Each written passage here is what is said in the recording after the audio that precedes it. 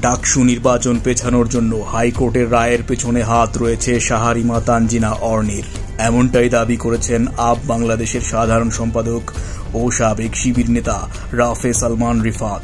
এক ফেসবুক পোস্টে তিনি এই দাবি করেন। এখন প্রশ্ন হল, কে এই শাহারিমা তানজিনা অর্নি? শাহারিমা তানজিনা অর্নি ও তার হাজবেন্ড আজহারউদ্দিন ভূঁইয়া দুজনেই ঢাবি থেকে একসঙ্গে স্কলারশিপ পেয়েছিলেন কেমব্রিজ বিশ্ববিদ্যালয়ে। দেশে ফিরে ঢাবিতে আইন বিভাগে শিক্ষক হিসেবে যোগ দেন তারা। তবে 5 আগস্টের পর আইন বিভাগের শিক্ষার্থীরা ডিপার্টমেন্টে অবাঞ্ছিত ঘোষণা করেন তাদের। এছাড়া তারা ছাত্রলীগের সক্রিয় নেতা ছিলেন।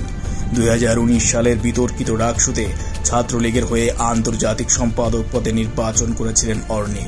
আওয়ামী লীগের রিসার্চ সেলেও সে কাজ করতেন বলে অভিযোগ আছে।